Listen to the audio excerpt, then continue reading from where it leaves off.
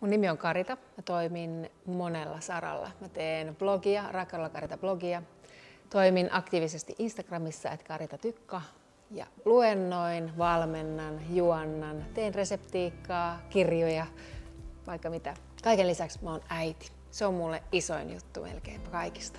Nyt ollaan myöskin perustamassa Tube-kanavaa, jotenka mä toivotan sut lämpimästi ja sydämestäni mukaan tälle matkalle.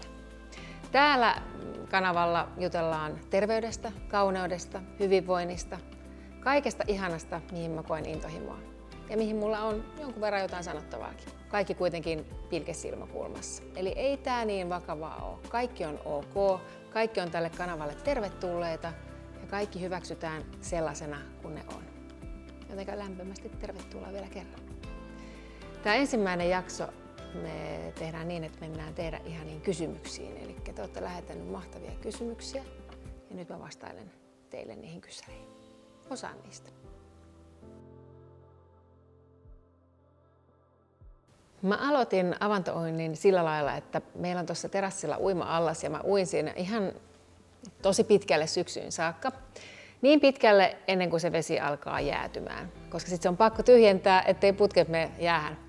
Ja tuossa muutama vuosi taaksepäin, niin mä olin sitten eräänä aamuna sen altaan tyhjentämisen jälkeen siinä altaan reunalla, että hetkinen, että nyt ei ole vettä. Mitä mä nyt teen? Mihin mä nyt meen? Että mä haluan sen kylmän, ihanan uintihetken aamuun.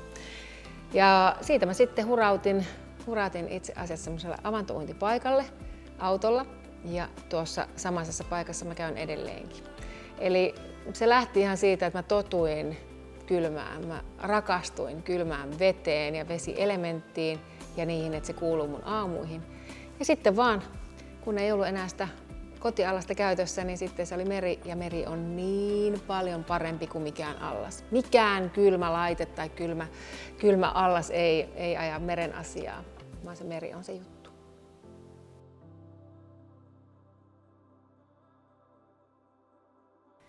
Mulle jokapäiväinen avantouinti on semmoinen hetki vaan mulle itselle.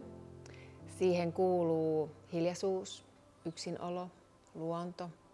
Se on vähän niin kuin liikemeditaatiota. Mä en ajattele silloin mitään muuta. Mä antaudun siihen mereen ja mä annan sen ihanan meren voiman maadottaa mua. Etenkin on kova stressi, niin silloin etenkin sitä merta kaipaa. Sen hellää hoivaa suorastaan niin kuin keho huutaa. Ja se on jännä homma, että vaikka on kova pakkanenkin, niin se vesihän on kuitenkin aina suurin piirtein saman lämpöistä, joten se vesi joskus höyryääkin, kun sinne menee. Ei se ihan kuumaa kyllä ikinä ole, mutta kyllä se on semmoinen tietynlainen varmasti riippuvuussuhde siihen, mutta ei niinkään välttämättä missään niin kuin terveydellisessä mielessä, että mun täytyy saada nämä terveysvaikutukset, vaan enemmänkin henkisen hyvinvoinnin puolelta. Se auttaa mua jaksamaan kiireisessä arjessa. Paljon on kysytty vinkkejä ensikertalaisille, että mitä pitäisi ottaa huomioon. Mä itse sain aikanaan älyttömän hyvän vinkin semmoiselta mummolta, olisiko ollut joku 80V, joka oli siellä avantopaikalla samaan aikaan kerran mun kanssa. Ja mä olin silloin ihan ekoja kertoja menossa sinne. Sitten mä olin vähän sillä tavalla, että kun mä oon vähän niin kuin uusi näissä jutuissa, että mitähän tuolla sitten on ja vähän muuta. Itekin jännitin. Niin se mummo sanoi mulle silloin hirveän hyvin, se sanoi, että älä ajattele, että se vesi on kylmää. Ja se oli se juttu. Sen ohjelma annan sullekin. Älä ajattele, että se vesi on kylmää. Meet ja antaudut sille vedelle. Sun ei tarvi olla siellä pitkään todellakaan. Sä voit vaan dipata itsesi ja tulla sieltä pois. Kaikki on ok. Se ei ole suoritus. Sen ei tarvitse olla suoritus. Siinä ei mitata mitään. Vaan me kokeilee. Ja hei, jos ei se ole sun juttu, ei sitä tarvi harrastaa. Ei se ole kaikkien juttu. Eikä tarvi olla. Avantohan jäätyy umpeen aina, ellei se pulputin siellä ole päällä, eli semmoinen virran aiheuttaja. Avantopaikoilla sellainen virran tai virtauksen aiheuttaja on aina päällä. Ja joskus on käynyt niin, että siinä on tullut vika siihen laitteeseen ja sitten se on mennyt pois päältä, joka tarkoittaa sitä, että seuraavan kerran kun sinne on yrittänyt mennä, niin se onkin ollut jäässä. Mutta eipä hätää, minä olen sen verran sinnikäs, että sitten vaihdoin paikkaa ja menin seuraavaan paikkaan. Mutta näin se yleensä menee. Että aika harva paikka on sellaisia, mitkä on ihan luonnon vesistä auki. Et totta kai kaikki niin kuin virtauskohdat on sellaisia, missä meri saattaa pysyä auki, mutta ainakin täällä meillä päin niin ei ole sellaista paikkaa, vaan joutuu käyttämään sitten noita semmoisia keinotekoisia paikkoja, missä pidetään meri auki. Mä aloitin avantouinnin muutama vuosi takaperin. Mä en ole ihan varma edes, että olisiko mä joku 3 vuotta tai jotakin. Mä en ole ihan varma edes siitä. Mutta käyn joka päivä.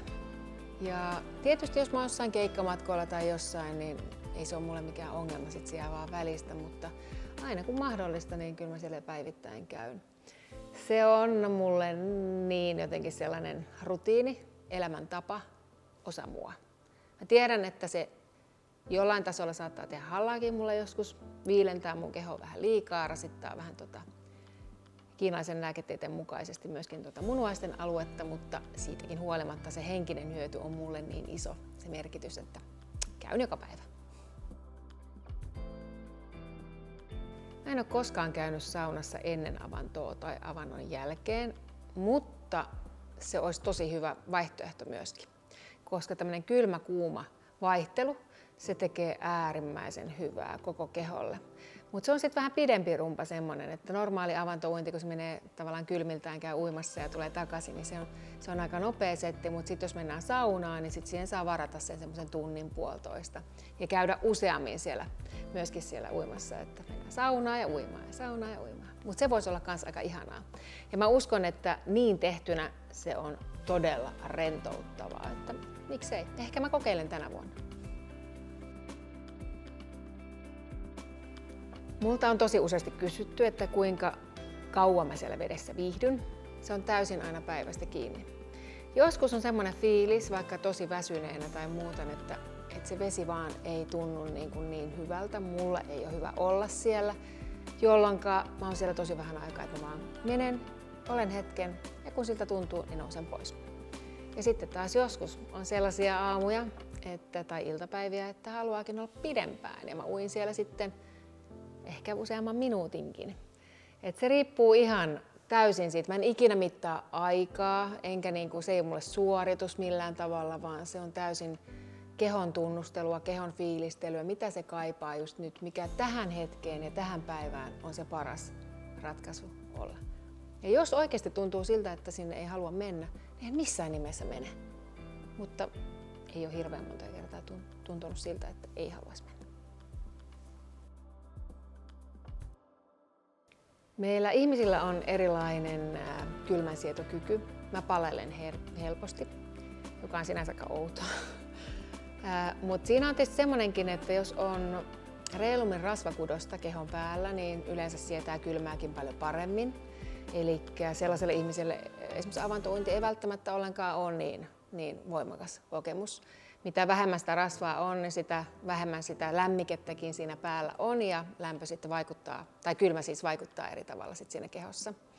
Eli aina se on vähän, mä en satun sietämään sitä, tai oikeastaan kun ei kyse siitä, että mä sietäisin yhtään mitään, vaan mä nautin siitä kylmyydestä ja siitä, mikä sen vaikutus on mulle sen jälkeen. Eli se tavallaan semmoinen ihana mielihyvä hormoni, endorfiini rush, mikä siitä tulee sen jälkeen ja miten pintaverenkierto käynnistyy, aktivoituu, mun keho herää henkiin, mä tasapainotun ja se tekee mun mielelle niin paljon hyvää.